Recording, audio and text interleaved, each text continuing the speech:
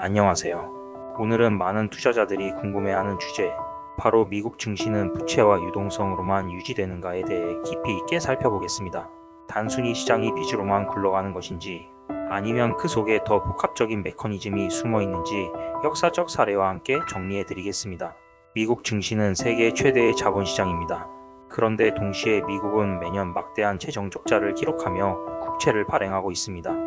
2024년 기준 미국 연방정부의 부채는 34조 달러를 넘어 GDP 대비 120% 수준에 달하고 있습니다. 이 부채는 단순히 국가의 부담이 아니라 글로벌 금융시장의 자금 흐름을 좌우하는 안전자산이자 유동성의 공급원으로 작동합니다. 투자자와 금융기관들은 국채를 사고 팔며 자금을 운용하고, 이는 다시 시장 전체의 유동성 환경을 결정합니다. 여기에 연준, 즉 패드의 통화정책은 시장 방향을 단기적으로 거의 지배합니다. 금리를 낮추고 양적 완화, QE를 시행하면 시중에 돈이 풀리면서 주식과 부동산 같은 위험 자산이 급등합니다. 반대로 금리를 높이고 양적 긴축 QT를 시행하면 유동성이 빠져나가며 자산 가격이 하락합니다. 그래서 시장에서는 흔히 실적보다 돈의 흐름이 더 중요하다는 말이 나옵니다. 기업과 가게도 부채와 유동성의 고리를 벗어나지 못합니다. 미국 대기업들은 회사채 발행을 통해 자금을 조달하고, 그 자금으로 차사주를 매입해 EPS를 끌어올립니다. 이는 주가 유지와 투자자 유입을 이끌어내는 중요한 장치입니다. 가계 역시 주택담보대출, 학자금 대출 등을 통해 소비를 유지합니다. 미국 경제에서 소비는 GDP의 70%를 차지하기 때문에 가계의 부채 역시 경제를 떠받치는 중요한 축이 됩니다. 이처럼 정부, 기업, 가계가 모두 레버리지와 유동성의 구조 속에 얽혀 있고, 이것이 바로 미국 증시는 부채와 유동성으로 지탱된다는 말의 근거입니다. 역사를 통해 이 주장의 진실성을 더 명확히 살펴볼 수 있습니다. 1929년 대공황 직전 일부 보수적인 투자자들과 은행가들은 신용과열을 경고했습니다. 하지만 시장은 무시했고, 결국 블랙먼데이와 함께 다우지수는 3년간 89% 폭락했습니다. 2000년 닷컴 버블에서도 줄리언 로버트슨 같은 헤지펀드 매니저는 인터넷주는 가치가 없다, 거품이다라고 경고했지만 당시에는 조롱받았습니다. 그러나 2000년부터 2002년까지 나스닥은 78% 폭락하며 그의 경고가 현실이 되었습니다. 2008년 금융위기 때도 마찬가지입니다.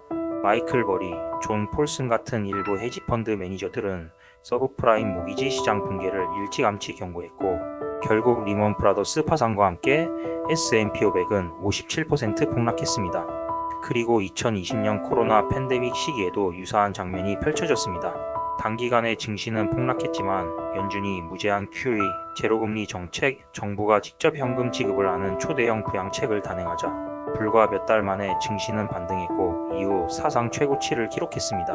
이때 시장은 경제가 아니라 패드가 만든다는 말이 회자되었습니다. 반대로 2022년 금리 급등기에는 인플레이션 억제를 위해 연준이 유동성을 회수했고, 기업 실적이 크게 나빠지지 않았음에도 나스닥은 35%나 조정받았습니다. 이 역시 유동성이 자산 가격을 지탱하는 힘임을 보여준 사례입니다. 그렇다면 이 말이 어디까지 사실일까요? 분명히 맞는 부분이 있습니다. 부채 확대와 유동성 공급은 시장에 강력한 영향을 미치며 단기적으로 증시의 방향성을 결정하는 가장 큰 요인입니다. 기업들의 부채 기반 자사주 매입은 실제로 EPS를 끌어올려 주가를 유지하는 효과를 만들어냅니다. 하지만 시장이 전적으로 비위에만 세워져 있다는 해석은 과장입니다. 미국 기업들은 지난 수십 년간 실제로 혁신과 실적 성장으로 가치를 창출해왔습니다. 애플, 마이크로소프트, 엔비디아, 아마존, 구글 같은 기업들의 성장은 단순한 돈풀기로만 설명할 수 없는 근본적 성장입니다. 따라서 정확한 해석은 이렇습니다. 펀더멘털, 즉 기업의 실적과 혁신이 기초 체력이 되고, 부채와 유동성이 그 위에 증폭장치로 작동한다는 것입니다. 역사를 돌아보면 버블 경고 후 실제 붕괴로 이어진 사례는 불과 3차례, 1929년 대공황, 2000년 닷컴 버블, 2008년 금융위기 정도입니다.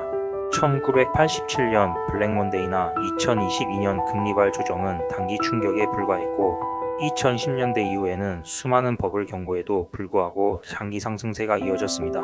이는 투자자에게 중요한 시사점을 줍니다. 경고는 늘 존재하지만 실제로 시장을 무너뜨린 사건은 드물다는 것입니다. 결론적으로 투자자가 가져야 할 시각은 명확합니다.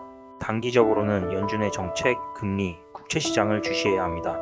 이들이 시장의 단기 방향성을 좌우하기 때문입니다. 하지만 장기적으로는 결국 혁신과 실적이 증시를 끌어올린다는 점을 잊지 말아야 합니다. 유동성은 단기적으로 시장을 흔들고 가격을 증폭시키지만 진짜 성장은 기업이 만들어냅니다. 따라서 현명한 투자자는 두 가지를 모두 바라봐야 합니다. 오늘은 미국 증시가 부채와 유동성으로만 유지되는지, 그리고 그 속에 어떤 진실과 과장이 숨어 있는지를 역사적 사례와 함께 정리해 드렸습니다. 이 내용이 여러분의 투자 관점에 도움이 되셨기를 바랍니다. 앞으로도 시장을 보는 인사이트와 투자에 필요한 지식을 꾸준히 나누겠습니다. 영상이 유익하셨다면 구독과 좋아요, 알림 설정까지 꼭 부탁드립니다. 여러분의 성장이 곧 저의 성장입니다. 감사합니다.